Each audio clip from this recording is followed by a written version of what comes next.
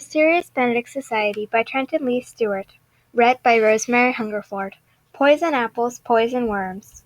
That afternoon in class, Jill lectured on the national economy. She also spoke about education, crime, the environment, war, taxes, insurance, health and medicine, the justice system, and fruit. You see, Jolson said near the end of the lesson, all these terrible problems are the result of one thing: bad government. Don't get me wrong, government is a good thing. Without government, you can solve none of the world's horrible problems, unless you have a bad government, which the problems only get more horrible. Sadly, all the world's governments are bad ones. Like a poison apple. Here Rainy's ears perked up. Our governments look beautiful, shiny, and wholesome from a distance. But once you've partaken of them, they prove quite deadly. What's more, they shelter more than one wicked official, like poison worms in that poison apple. Poison apples, poison worms, Rainy thought. That was another hidden message phrase they'd heard through Mr. Benedict's receiver. He wasn't surprised. He knew the classes were connected to the hidden messages, but he did wonder exactly how it all fit together. He felt sure he could figure out, if only... Without warning, Rainy's mood shifted. His optimism drained away, and she was suddenly angry with Jilson. Stupid lectures from Jilson, and not just Jilson either, but really he was angry with just about everybody he could think of. It was an unusual feeling for Rainy, and very distressing. He felt as though the walls were pressing in on him, as though he wanted to get up and run from the room. He felt like yelling and kicking things, preferably Jilson. What was going on? Was the pressure finally getting to him? Completely frazzled, Rainy laid down his pencil and glanced over at Sticky, who was glaring at his quiz as if he wanted to tear it up and toss it into a fire. Oh no, Rainy thought, he's bungled it somehow. For a moment he felt mad at Sticky too, but then Sticky, catching his eye, nodded as usual and gave a feeble thumbs up.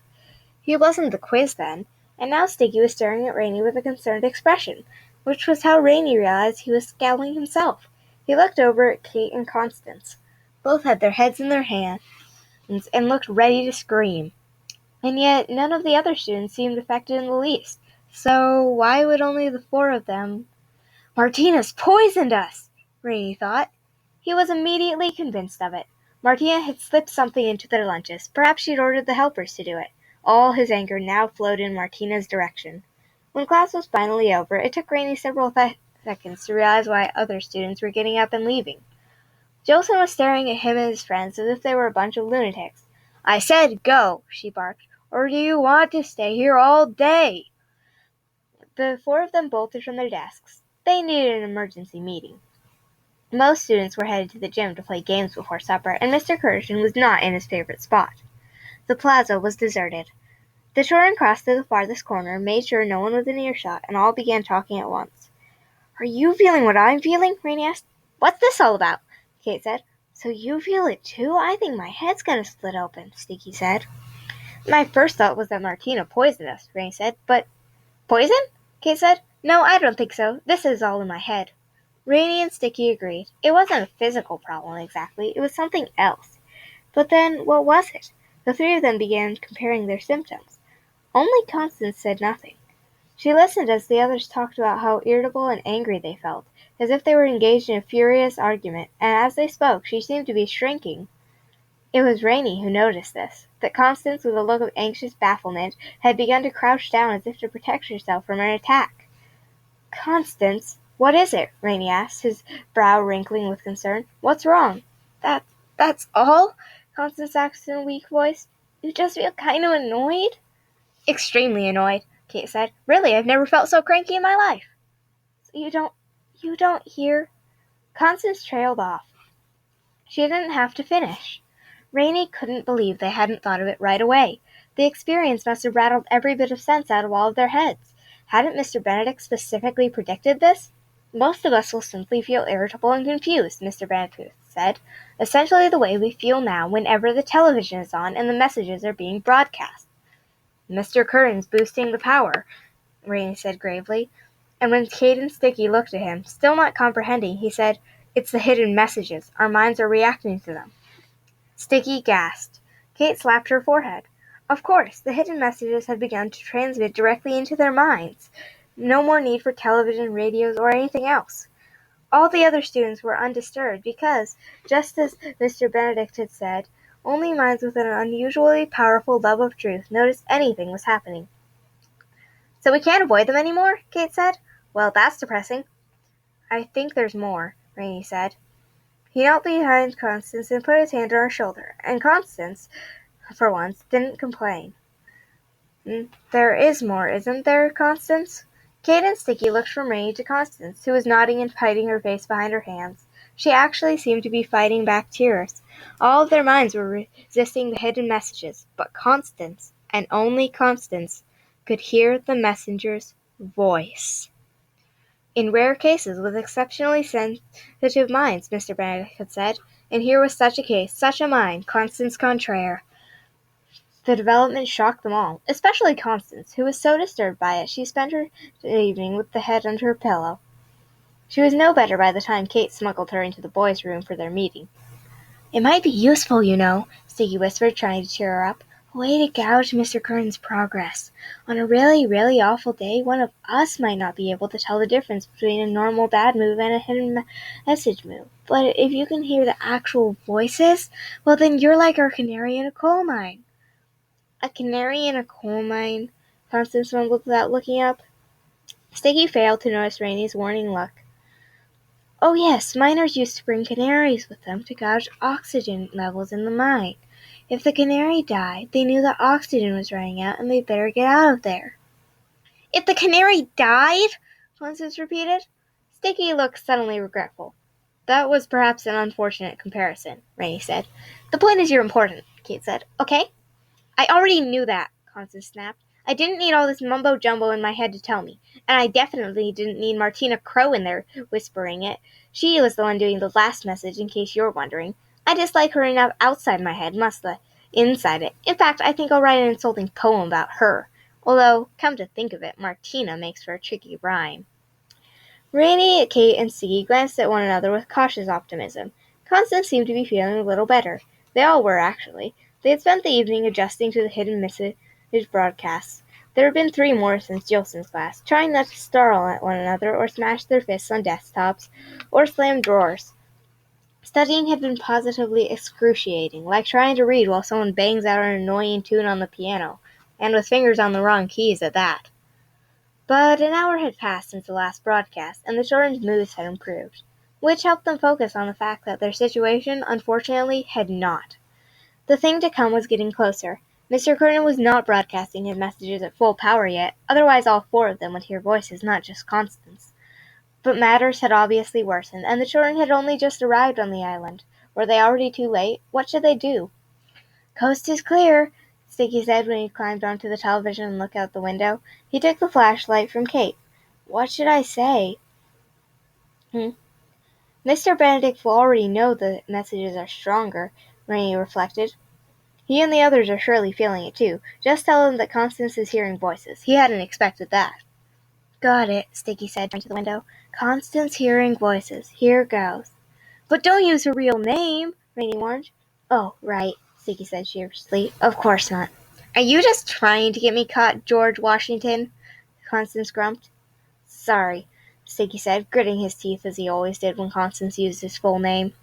"I'll just say, He looked to the others for help. Rainey glanced at Constance, who was scowling impressively, ready to complain about whatever they suggested. Resisting the first thing that came to mind, Rainey suggested they refer to her as the smallest one. Constance grudgingly accepted this, and soon Sticky had sent the message. A few minutes later he received a response from the mainland. "Time is shorter than we thought. Thus to get what must be got, you must become what you are not." "It sounds like he wants us to put a rush on things," said Sticky, climbing down from the television. "Fine by me," said Kate. "But how exactly? What does he mean, what must be got?" "Whatever it is, we have to become something different to get it," Rainey said. "Well, what could that be?" Constance said. They all looked at one another. None of them had any idea. They didn't even know where to start. A surprising suggestion. The message broadcasts were hard on all of them. They felt another one during lunch the next day. It was Corliss Stanton, according to Constance, which had them gritting their teeth, growling at each other, and fighting the urge to throw silverware. And another came in the evening, so that they were compelled to study with their nerves being plucked like banjo strings. The last broadcast finally relented just as Rainey was closing his notebook. He laid his head on his desk in relief. "I am so glad that's over," said Sticky, who had spent study time lying on his bed, grimacing. "You finished?" With an effort, Rainey nodded. They heard Jackson's booming voice in the hallway announcing lights out. "I'll get the light," Kate said, dropping to the floor behind Rainey. Rainey gasped and fell out of his chair. But Sticky banged his head on the top bunk. Kate switched off the light and climbed onto a chair to help Constance down from the ceiling. "Maybe you should start knocking," Sticky grumbled, rubbing his head. "And spoil the surprise?" Kate asked. "Listen," Rainey said, scrambling back up. "I've been going over Mr. Benedict's message in my head all day, and I think I'm starting to figure it out. What is it Mr. Benedict sent us here to get?" "Information," Sticky said. "You think that's what he meant by what can be got? Just information?" "Secret information," Rainey said, "which is why we need to become messengers as soon as possible. We must become what we are not." Constance rolled her eyes. "But that's obvious! We already know that!" "You're right," Rainey admitted. "That's why I said I'm trying to figure the message out. I think there must be more to it. I'm just not sure what, except that we need to hurry up." "We're going as fast as we can, though," Kate said. "You boys are making perfect scores on the quizzes, and Constance and I, well, we're doing our best, aren't we?" She glanced doubtfully at Constance. "At least I know I am." "What's that supposed to mean?" Constance said, frowning. "I just don't want to speak for you," said Kate evasively. "My point," Rainey interjected, "was that we have to find a way for you and Constance to do better on the quizzes." "Ugh," Kate said, heaving a dramatic sigh. She collapsed onto the floor, throwing out her arms as if she'd been knocked flat. "To tell the truth, I think I'm beyond help. My brain simply won't absorb that nonsense, no matter how hard I try." "Same here," said Constance. "No way can I improve on those quizzes. I'm too tired to study any more than I already do." "Which is hardly any," Kate muttered. Constance flared. "Let's see you study with voices spouting gibberish in your head." "At least I've been trying." Hold on," Rainey said. "Let's go back to Mr. Benedict's message. What can we think of that we all are not?" "Grown-ups," Sticky suggested. "True," Rainey said gently. "But I don't think we can hurry up and get older, can we?" Constance pointed out that none of them were antelopes eating cantaloupes, or textbooks with hex looks, or cattle from Seattle. "You're just trying to annoy us, aren't you?" Kate asked. Constance grinned. "The fact is," Sticky said in a defeated tone, "there are an infinite number of things that we aren't." "Yes, but Mr. Benedict expects us to figure this out," said Rainey, "so we should be able to narrow it down. Let's consider what he knows about us, something we all have in common, something that could be changed." "He only just met us," Kate pointed out. "He can't know that much about us, can he?" "Well, he knows we're orphans and runaways," Sticky offered, then quickly added, I know. We can't all suddenly have families. So what else?" "We're all gifted," said Constance. "We all passed his silly test." "And none of us watches television or listens to the radio," said Kate, "because of our mind's unusually powerful love of truth, right?" Sticky scratched his head. "I don't see how watching television is going to make us messengers any faster." "Wait a minute," Rainey said, leaping to his feet. "Our love of truth." The others fell silent and looked at him. Rainey had begun to pace and whisper to himself, "To become what we're not, to become messengers faster. And Mr. Benedict knows that we're not because— Yes, I think I have it!" Kate shone her flashlight at Rainey, who stopped in his tracks. His exultant expression shifted into one of doubt, and he squinted uncomfortably in the flashlight beam. He cleared his throat, hesitated, and cleared his throat again. "Well," Constance demanded, "what's the big idea?" At last Rainey managed to come out with it. And it was no wonder the others hadn't thought of it themselves, for what Rainey suggested was something that would never have occurred to them, something quite foreign to their natures, something none of them had ever attempted. They must learn how to cheat. "It only makes sense," Rainey quickly explained when he saw his friend's horrified expressions. "None of us accepted Rhonda's offer to cheat, remember? That was part of the test. Mr. Benedict is saying we must become what we are not, cheaters, so we all can become messengers more quickly." "You've got to be kidding!" Kate cried. "That can't be what Mr. Benedict means." Steve was shaking his head. "Didn't he choose us because we didn't cheat?" "Well, I'm all for it," Constance said with a snort. Let's cheat like the wind. Kate was appalled. I can't believe you two. Where's this powerful love of truth Mr. Benedict talked about? Rainey wasn't surprised by his friend's responses. He too had been wary of the notion when it occurred to him. But were they not secret agents? Was not their very presence on the island a deception? Kate and Stiggy's reaction was just an instinctive response, he thought. They would come around in a minute. Still, Rainey was troubled by Kate's question. Where was his powerful love of truth? His mind resisted the hidden messages, but maybe not as much as his friends did. How could he know? Hadn't he been sorely tempted to cheat on Mr. Benedict's test when Rhonda made the offer? Was he perhaps not quite the truth-loving brave soul Mr. Benedict and everyone else thought him to be? Get real, Constance was saying. Mr. Curran is the big detective, remember? We can beat him at his own game. Kate and Sticky had their doubts, but they were less adamant now. Sticky was polishing his glasses, saying he supposed it might be all right, and Kate had begun to pace, saying, It's just that I never imagined myself. I don't know, it's just hard for me to think that way. Rainey, do you really think that's what Mr. Benedict is suggesting? There's only one way to find out, said Rainey, who really hoped he was right. Not because he wanted to cheat, but because if cheating was Mr. Benedict's idea rather than his own, Rainey would feel better about himself. Sticky sent their query at once. Please advise about cheating. A few minutes later, a light began flashing in the woods. Sticky relayed the message as it came. Do not. I guess that settled it, Kate said. There's more, said Sticky. The rest of the message was this. Get caught. I guess that settles it, said Constance. Cheating practice occupied the mysterious Benedict Society for 2 full hours that night. The moment the children received permission, they applied themselves to finding the best strategies for earning without learning, as Constance called it. None of them had ever tried it before. At first they made a very poor showing indeed. But they were nothing if not quick learners, and by the time they called it a night, they all felt reasonably comfortable they could cheat a cheater out of cheating lessons 9 times out of 10. Their hard work paid off next morning. The girls' quiz scores finally began to improve. Given her height and sharp eyesight, it was simple enough for Kate to sit behind Rainey and copy over his shoulder, while Rainey kept his paper at a helpful angle.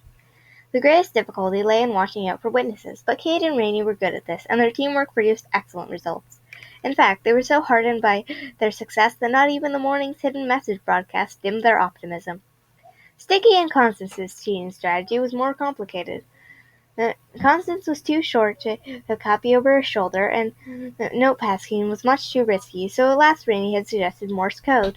Notoriously fidgety, Sticky signaled the answers by tugging his ear or tapping his temple, motions he disguised with head scratches, collar straining, and pencil polishing, and Constance sat in the back row, where none of the other students would notice her watching him. The strategy worked, but not without problems. In the corridor between classes, Constance complained under her breath, Every time you have a real edge, I get the wrong answer. Sorry, Sticky said sheepishly. I get itchy when I'm nervous. I'll try to do better. Don't just try, Constance said. Actually do better. Hey, my fidgeting isn't the only problem, you know, Sticky hissed. It would help if you would practice your Morse code at all. Constance's face turned so red, her pale blue eyes glistened so brightly behind angry tears, and her wispy blonde hair was in such a state of dishevelment that she looked more like a small child's painting of a person than an actual person herself. A fierce display in vivid colors and odd proportions, she seemed to have stepped right out of a canvas for the sole purpose of throwing a fit. Now, children, Kate said in a motherly tone, stepping between them, let's not quibble about who's to blame. Blaming is wrong. The important thing is to get along with one another so that we have better success cheating. Not funny, said Constance, but the joke did take the edge off her fury, and she said no more. Nor did Sticky, who regretted his outburst, not least because it was imprudent to discuss cheating in the corridor, and even worse to mention Morse code. Was he crazy? What if he had been overheard? The very prospect of the waiting room made him woozy. And so the morning passed, struggling to ignore hidden message broadcasts, clustering on the lessons, cheating on every quiz. The four had a bit more to think about than the other students. Yet the boys continued making perfect scores, the girls were coming along nicely, the broadcast eventually let up, and by lunchtime everyone was in an upbeat mood. At the same time, they were on high alert for class news. Between classes, they'd heard the rumor that Charlie Peters, one of the oldest messengers at the Institute, was graduating. He hadn't been in class all day, and some executives had been seen with him in the dormitory that morning. This was the usual thing, someone said. Graduates never spoke to a soul, even to say when they left. Apparently they were too high and mighty even to say goodbye to old friends. They had no choice, said another student. The executives never allowed it. I wonder what that's about, Rosemary said as they made their way to the cafeteria for lunch. Good question, Kate said, and here's our chance for some answers. She pointed down an adjoining corridor where SQ Pedallion had just appeared, escorting Charlie toward a distant exit. Quick, you try to talk to him while I distract SQ. How do you propose to do that? Constance asked. But Kate had already dashed off towards the corridor, and Rainey and Sticky were hurrying after her. SQ! Hey, SQ! Called out. I wanted to ask you a question about your lecture this morning. SQ turned to see Kate barreling towards him. I'm afraid I can't talk right now, Kate. Before SQ could finish, Kate took a spectacular fall. Her feet shot out from after her. Her arms and legs flew in every direction. Her bucket clanged and scraped against the stone floor, sending up sparks. And at last, with her feet first in front of her, and then somehow behind her, Kate tumbled and slid to a stop a few yards away from SQ, where she did a very convincing job of rolling her eyes back into her head. Kate! SQ cried, hurrying to check on her as the boys came running up. Step back, he ordered. Give her room to breathe. As Kate made a great reduction, fluttering her eyelashes and rolling her eyes loopily about, Rainey and Sticky asked past SQ to talk to Charlie Peters, who stood a little distance away, gazing impassively down the corridor, apparently not the least bit interested in Charlie Kate's fate. A terrible pale boy with pale eyes, pale hair, and pale skin, Charlie looked like a figure made of wax. When the boys approached, he didn't even acknowledge them. He wore a faintly confused expression, as if he couldn't see why he had to leave the Institute, why he couldn't just keep on being a messenger forever. She'll be fine, Rainey said, jerking a thumb towards Kate as if Charlie might actually care. Falls down a lot, but she always recovers. What? Charlie said, looking at the boys for the first time. Rainey's face took on a sympathetic expression. Oh, I guess your mind's on other things since you're graduating. No one could blame you for that. I bet you're sad to go, aren't you? You'll miss all those special privileges. What special privileges? Charlie said warily. I don't remember any special privileges. Being a messenger is a responsibility, a matter of leadership. When you're a messenger, you're so busy helping Mr. Kern that you hardly have time to think. In fact, said Charlie, looking disappointed now, in fact, it seems like only yesterday I was made messenger, and now I'm going home already. I've been so busy that everything in between seems like a blur. Busy doing what? Sticky asked. Behind them, SQ was struggling to help Kate back to her feet. Kate was making it difficult by slipping on things that had fallen out of her pockets. Charlie grew agitated. He glanced left and right, then fixed them with a decidedly suspicious look. I can't say. But why not? Rainey urged.